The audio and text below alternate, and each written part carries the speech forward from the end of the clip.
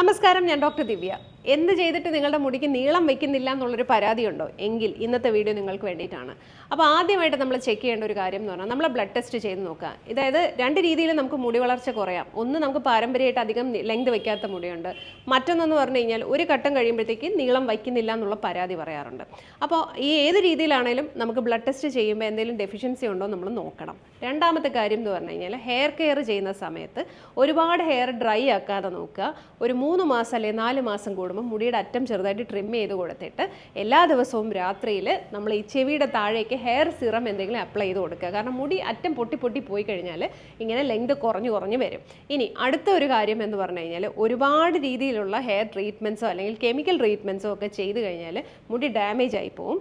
അത് നിങ്ങൾ സ്പെഷ്യലിസ്റ്റ് പറയുന്ന രീതിയിൽ മാത്രമായിരിക്കണം ഹെയർ കളറിങ്ങോ കാര്യങ്ങളോ ഒക്കെ നിങ്ങൾ ചെയ്യാനായിട്ടുള്ളത്. പിന്നെ ന്യൂട്രീഷ്യസ് ആയിട്ടുള്ള ഫുഡ് കഴിക്കണം. കാരണം പ്രോട്ടീൻ വളരെ അത്യാവശ്യമാണ്. മുടിക്ക് ലെങ്ത് വയ്ക്കാൻ തീർച്ചയായിട്ടും കുറച്ച് കാര്യങ്ങൾ ശ്രദ്ധിക്കേണ്ടതുണ്ട്. വിശദമായിട്ടുള്ള വീഡിയോ ഞാൻ യൂട്യൂബിൽ ഇട്ടിട്ടുണ്ട്.